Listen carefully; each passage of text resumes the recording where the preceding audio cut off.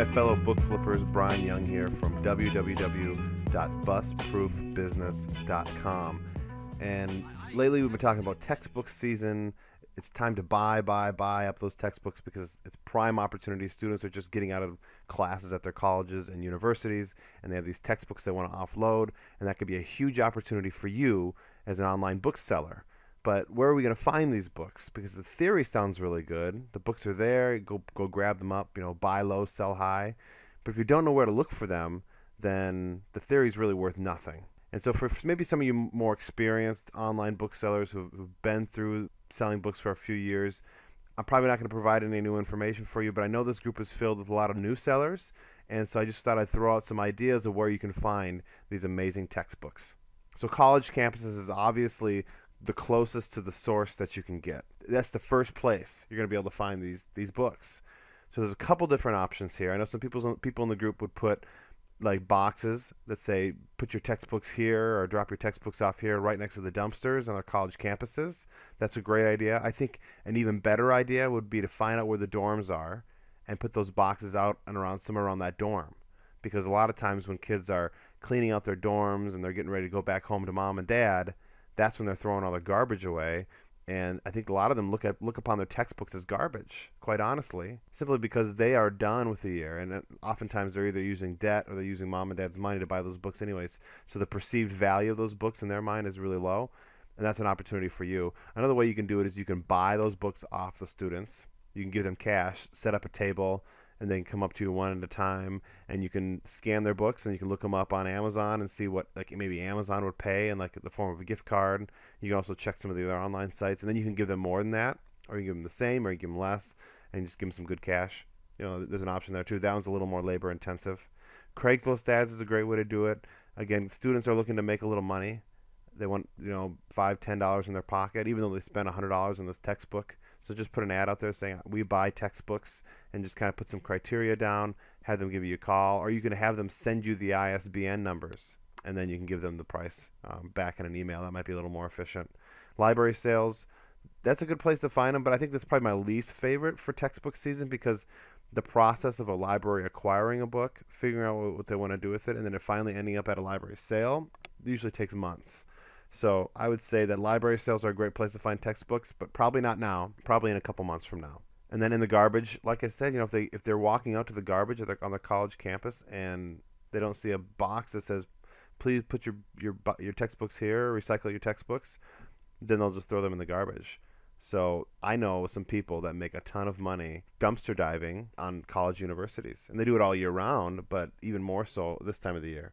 So the law says that it's okay that the garbage, the actual dumpster, is public domain as long as it's not up against a private property, a building, or fenced in an area that says no trespassing. So it's considered public domain if it's away from the building a little bit and there's no trespassing signs. So keep that in mind. But what about eBay? This is kind of what I was thinking. I know that we've been talking about with eFlip, an incredible program that's going to help you maximize your Amazon to Amazon flips. But what about eBay? Right now, there are lots of students that are trying to sell their books online. There's all these different segments of students and how they're thinking in their head to get rid of these books. And one group is they're going to sell it on eBay. So I would head on over to eBay, and we're actually going to walk through. I'm going to show you some of the books that I found that could be potential good finds, to purchase now and then to sell a few months down the road for a nice profit. So what I did is, for this example, I went to eBay, I put textbook in, and then I separated hardcover. And then after you've kind of looked a little bit, you can choose a subject. You can do business and economics and history and medicine and reference and science and technology.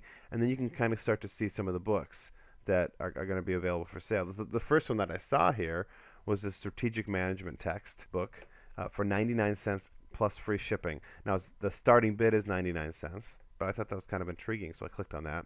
I see it's a new seller. You can see up in the upper right-hand corner there. Only 2 feedbacks, 100% positive. 99 cents is the bid. It says, looks brand new. There's a few marks, maybe 15 pages have marks, extremely clean. So that's good. That sounds like a pretty good book. And then again, free expedited shipping from Michigan. That sounds like a pretty good deal. I went over to Inventory Lab. You don't have to use Inventory Lab. I just use it as a springboard to get to Amazon, essentially. But I typed it in, and this is what the going rate is. So it looks like it's selling merchant fulfilled new for $37. and is selling new FBA for $48. If I click on Prime offers, so you can just go directly to Amazon.com. You can sort by Amazon Prime offers. This is what it comes up with.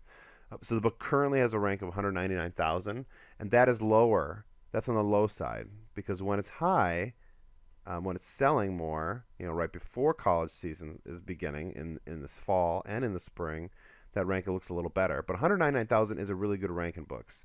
But look at these prices: 1612, 1657, 1860, and so I could probably potentially sell my book for more than that, because when the demand goes up and the supply goes down, those prices in theory should go up. And so just to verify that claim, let's take a look at Camel.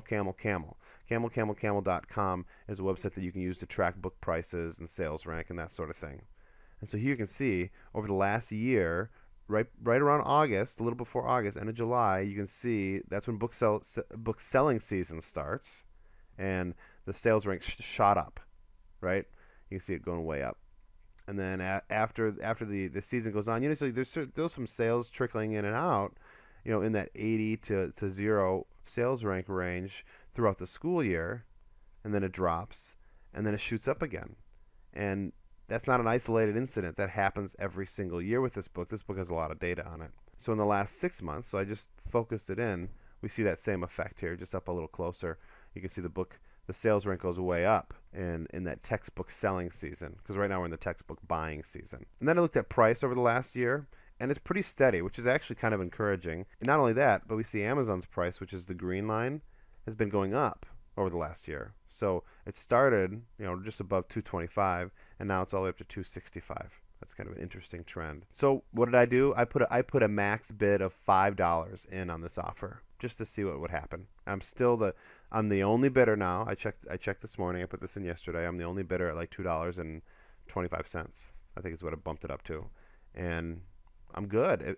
Honestly, if I buy this book for $5, I'll be happy. So hopefully you learn a thing or two. I just would encourage you to get out there, check your thrift stores, go to your thrift stores. But it's my favorite place to find textbooks this time of the year. It's usually the reference section at the bottom is where they put in all the new arrivals. And like there are times when I go to the thrift store and I'm scanning through the reference books, and I am just floored at the quality of books I'm getting. I'm buying books for $2, $3 a piece sometimes that are just like incredible value. I could sell them for hundreds of dollars, reselling them on Amazon. So pretty exciting times. Have a great week. See you next time.